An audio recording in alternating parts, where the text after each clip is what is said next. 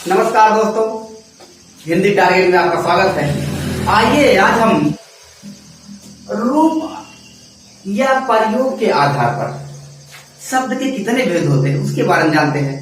तो रूप या इसको आवलिक भी कहते हैं, इंग्लिश में आवलिक और हिंदी में या कहते हैं। बहुत लोग को नहीं मालूम है कि आधार पर शब्द के दो भेद होते हैं। कितने? दो भेद। पहला है विकारी, दूसरा है अविकारी। विकारी, अविकारी। अब विकारी किसे कहते हैं, अविकारी किसे कहते हैं? विकारी का मतलब जिसमें विकार परिवर्तन हो जाए, अविकारी का मतलब जिसमें विकार परिवर्तन ना हो। आप लोग कितना समझ रहे हैं? अब देखिए, विकारी वे शब्द, परिभाषा क्या है?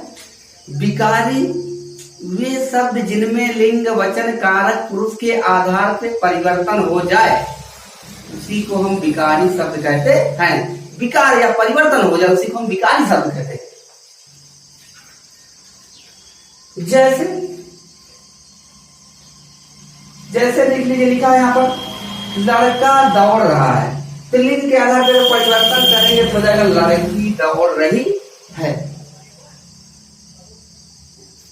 अब विकार फिर दूसरा है, वचन के आधार पर कर दिया जाए तो लड़का दौड़ रहा है, वचन के आधार पर हो जाएगा लड़के दौड़ रहे हैं।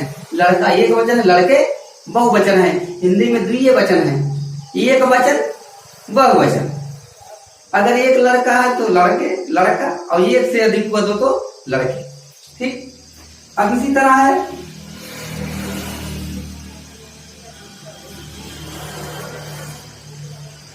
लड़के को आम लाओ।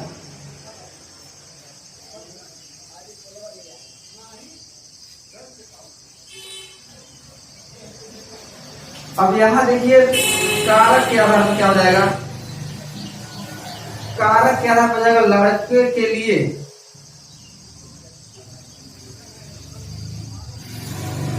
लड़कों के लिए,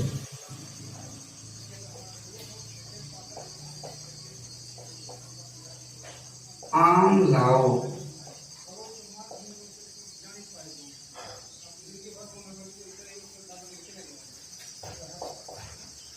तो यहां देखिए, लड़के के लिए आम लाओ, लेकिन जब कारक पर तो यहां क्या गया है?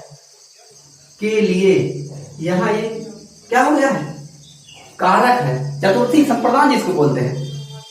कर्ता ने कर्म को कर्ण से के द्वारा, संप्रदान के लिए अपदान से लगाओ, संबंध काफी ना नीरे, और अधिकरण में पाए पर संबोधन हे हो अरे। यानी परिवर्तन देखिए हो रहा है। यहां देखो, लिंग वचन कारक क्या बताया है, परिवर्तन हो जाए उसी को विकारी शब्द कहते हैं। अगर लड़का है तो लड़की हो जा सकता है लिंग के आधार पे, अगर लड़का है तो वचन के आधार पे लड़के हो सकता है, और को है के लिए यहां पर हो जाएगा। ठीक। अब देखिए, विकारी के कितने प्रकार होते हैं? तो विकारी के 4 प्रकार होते हैं। ध्यान से देखिए, 1 2 3 4 प्रकार।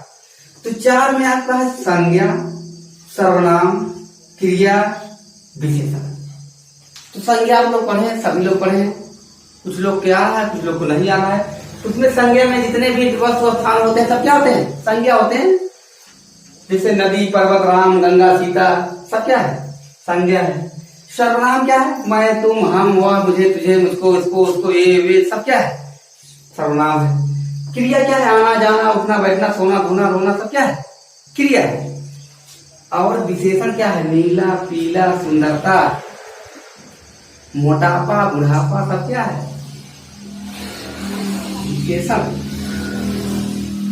अब देखिए, अविकारी शब्द। अविकारी का आ का मतलब नहीं होता जैसे अधर्म, तो ना धर्म, उसी तरह अविकारी। यानी क्या अविकारी शब्द किसे कहते हैं? कहते हैं वे शब्द जिसमें लिंग वचन, ध्यान से, वे शब्द जिसमें लिंग वचन कारक के आधार पे कोई परिवर्तन ना हो उसी को हम अविकारी शब्द कहते हैं।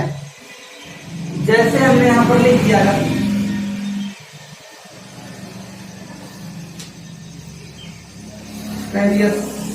सीता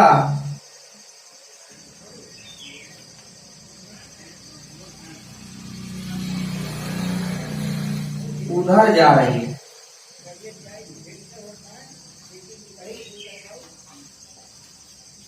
सीता उधर जा रही है।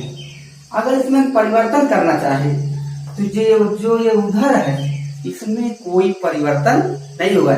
चाहे सीता उधर जाए, ये लिंग है, स्त्रीलिंग है, इसको हटा के पुरुष कर देंगे तो ये भी उधर वैसे पड़ा रहेगा, उधर ही नहीं हो जाएगा कि राम उधर ही जा रहा है।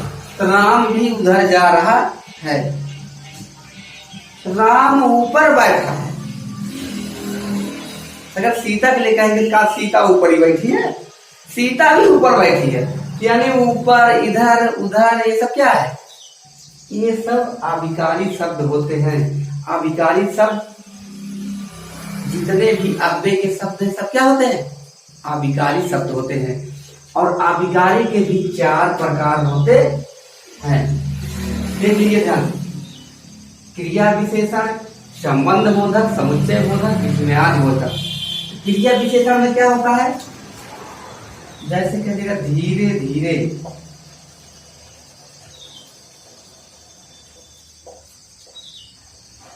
तेज तेज,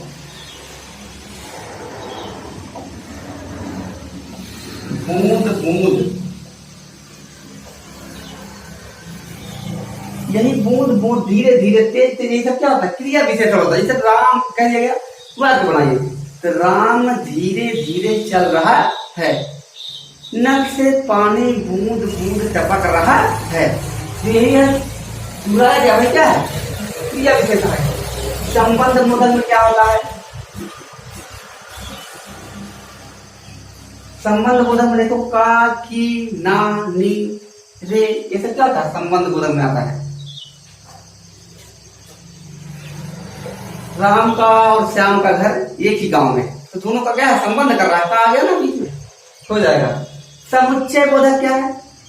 समुच्चय बोधक दो परस्पर वाक्यों को जोड़ने वाला जो कारक, उसी समुच्चय बोधक कहते हैं। समुच्चय बोधक में आप देखेंगे और,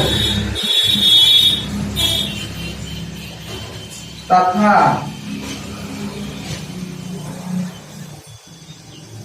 लेकिन, किन, परंतु, अगर, मगर, यथा, यौम, ये सब क्या है?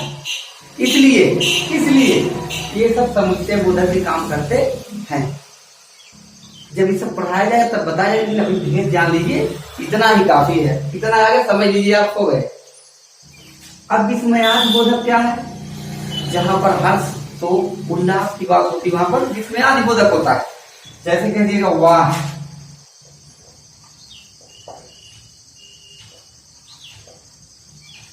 हाय,